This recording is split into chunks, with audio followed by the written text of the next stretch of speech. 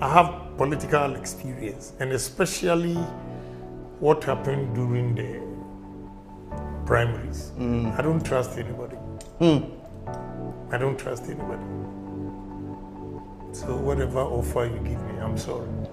You don't trust the offer? No, I don't trust anybody. Because you help them.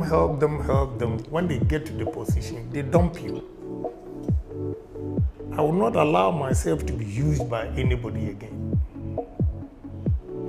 And I need respect. This year, I'll be 64 years. So I will not allow anybody to treat me like I'm a trash. That one, I'm sorry. So let them do their own thing. And we stay back. We are all party members. We are going to campaign for some people.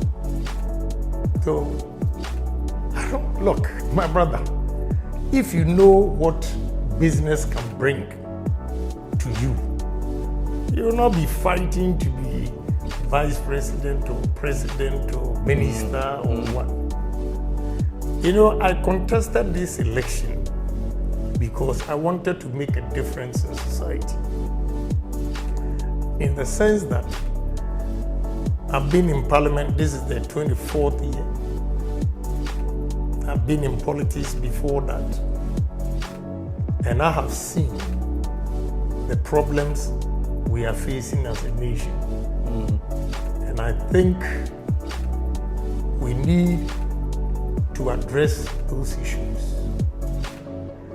So I thought, look, staying back and criticizing will not be enough. If you are the driver himself, you can share your vision and you can implement it. And sitting back and talking. That is why I decided to come in. But if that's not what Ghanaians want, I believe in democracy. And therefore, some are saying go independent. No, I'm not going to go independent. Because going into that contest, I knew and accepted myself that it's 50-50. You can win, you can lose. So if you lose, why would you say that I'm going independent? No, I will not do that to my party.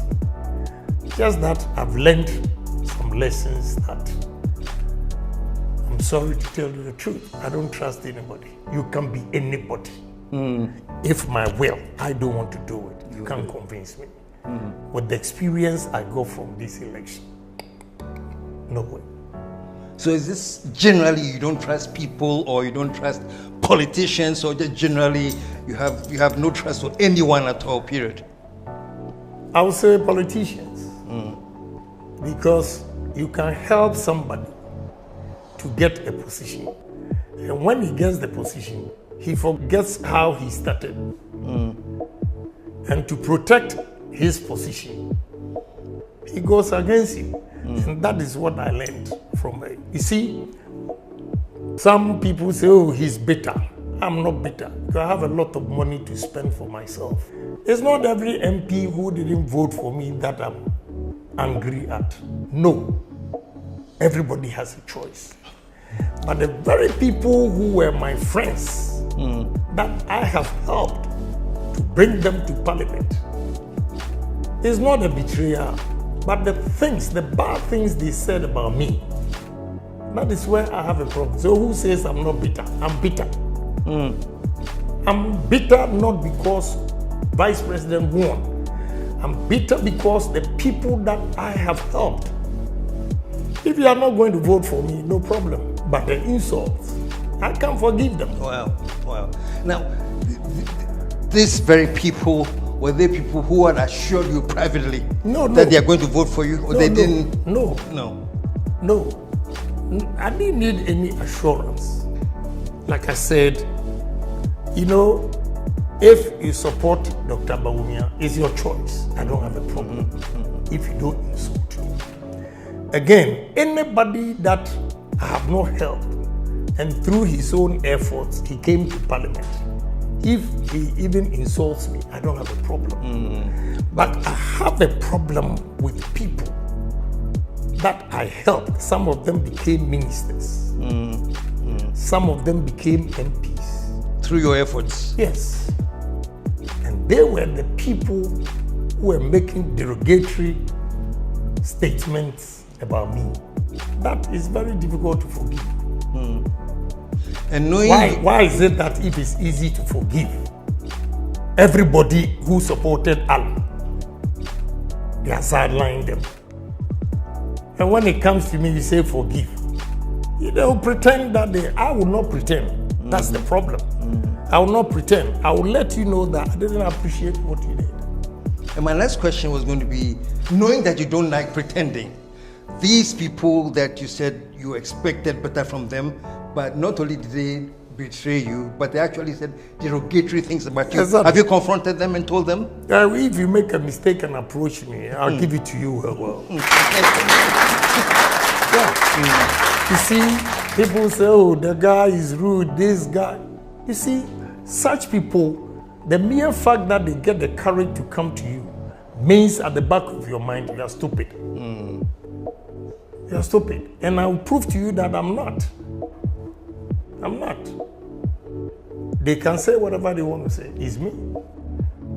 At the end of the day, it's Agyapong. If I die today, they will replace me. So I'll tell you my peace of mind so that you stay where you are. That's it. But I'm not peeved because I learned my lesson from 2008. When I put my resources, my soul, and will, money, everything to support President Ghpage. When he lost, I got heart problem. So my doctors, they counseled me. They didn't know I was a politician until they saw my heartbeat and all those things. So I learned my lesson from that time.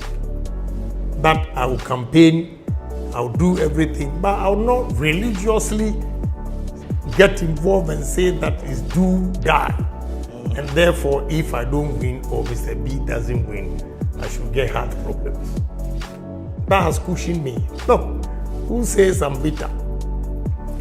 When the results were coming, and I saw that the vice president had won, I told my team, I'm going home. Anybody who wants to drink champagne, come. We were drinking champagne. And I gladly decided to go and congratulate the vice president.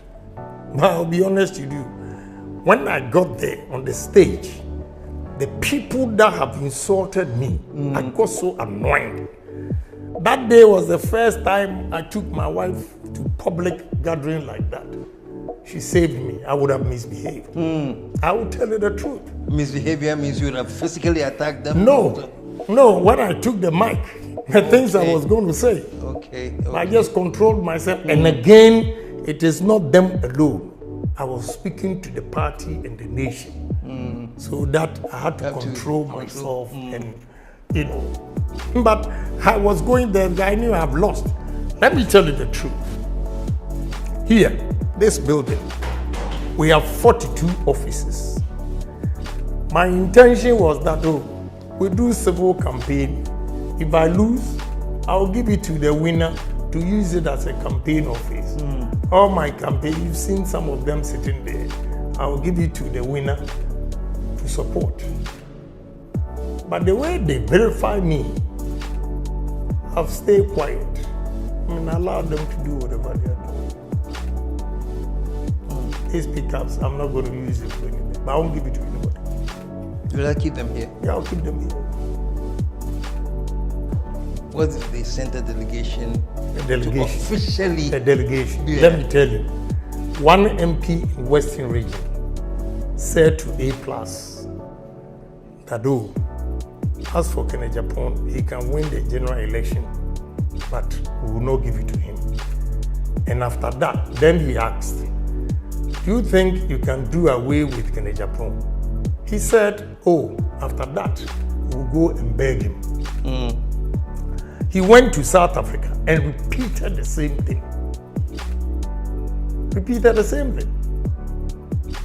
So, delegation from where? The delegation, they didn't see what they were saying, or they didn't hear what they were saying. I don't think any delegation can come to me. It's my choice. And you see, let me tell you, Like vice president, I can easily communicate with him, but the people around him, the things they said will be difficult. But that doesn't mean I'm not going to campaign. I'm going to campaign for some people. And I use my own money to campaign. I don't take party money. Or no presidential candidate has ever given me money to go and campaign for him. So I'll use my own money and campaign for certain candidates. So I don't have a problem. So I'm still a party man. I'll do it. Give it up, man.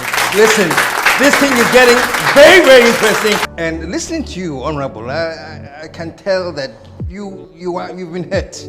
You know, I'm not saying you are peeved, maybe, but you have been hurt. It seems like the betrayal really did affect you. Is that the story? It has not affected me in any way. Okay. No. Just that when I see them, then I cast my mind back. Some of them, I just handpick them like this. And they are ministers.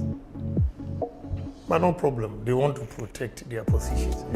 Because some of them, I understand them from the appointment that they made. I was just teasing them that, well, you betray your good friend to get a minister, so no problem. Some of them, they were ministers and they are still ministers. Because to tell you the truth, maybe if they had not taken a position like that, they would have relieved them from their positions. And most of them, they are not like me, a businessman. Me, I can change this water. The design and the value will be more than what it is today. Some of them, the thing is there. They don't have, with all due respect to them, they don't have the creative mind to turn things around. So maybe if they are not ministers, they will not survive. So me, I'm okay. I've never taken any position. President Kufuor's time, he called me and asked me to go to Minister of Interior as Deputy Minister of Interior. I said no to him, but I made one request that it was my boss who brought me into NPP party, Polities and all. Because my family, there's no politician in there. My boss, he recently died. You know, we have not even done the funeral. So, Mr. President, I thank you very much. But I want you to give this deputy ministerial appointment to my boss. He said, oh, your boss, this position is too small. I said, but okay, go and discuss with him if you take it. So I went to my boss.